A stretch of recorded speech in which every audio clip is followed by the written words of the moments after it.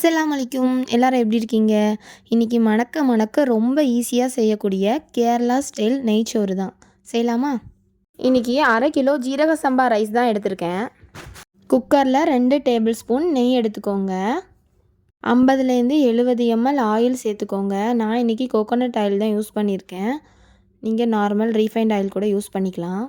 5 கிராம்பு, 5 ஏலக்காய், 2 இன்ச் பட்டை, ஒரு பிரியாணி இலை. ஒரே ஒரு வெங்காயம் தின் ஸ்லைஸாக கட் பண்ணி வச்சுக்கோங்க. தக்காளி எதுவுமே சேர்க்க வேண்டாம். பிரியாணிக்கு ஆகுற மாதிரி வெங்காயம் முருக விட வேண்டாம். லைட் பிங்க் கலர் ஆனால் போதும். சால்ட் சேர்த்து வதக்கிக்கோங்க. அப்போ தான் சீக்கிரமாக வதங்கும்.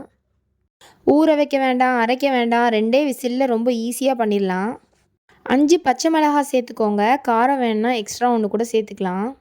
இந்த பக்கம் ரொம்ப டேஸ்டியான மட்டன் குழம்பு ரெடி ஆகிட்டுருக்கு. இதோட ரெசிபி அடுத்த வீடியோவில் வரும்.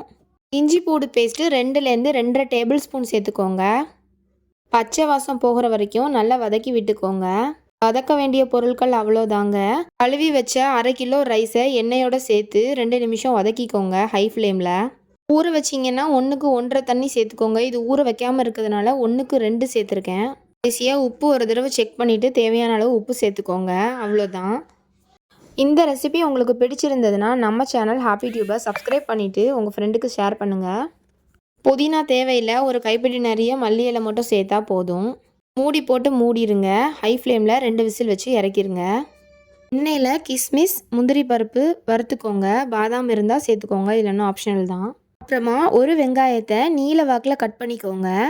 நல்ல கோல்டன் ப்ரௌன் ஆகிற வரைக்கும் பொரித்து எடுத்துக்கோங்க. கருக விட்டுறாமல் எடுத்துருங்க. விசில் போனோடனே உடனே ஓப்பன் பண்ணி பாருங்கள். நல்ல உதிரி உதிரியான ரைஸ் ரெடி ஆயிடுச்சு. கிச்சன் ஃபுல்லாக இந்த ஸ்மெல் தாங்க இருக்கும். அட்டகாசமாக இருக்கும். கண்டிப்பாக ஒரு தடவை ட்ரை பண்ணி பாருங்கள். என்னெல்லாம் ரைஸ் எடுத்துகிட்டு நம்ம வறுத்து வச்சுருக்கிற எல்லாத்தையும் அதோட சேர்த்துக்கோங்க. அதுதான் ரொம்ப டேஸ்ட் கொடுக்கும். இவ்வளோ நேரமாக பொறுமையாக பார்த்தவங்க எல்லாருக்கும் ரொம்ப தேங்க்ஸ். நீங்களும் செஞ்சு பார்த்துட்டு கமெண்ட்டில் சொல்லுங்கள்.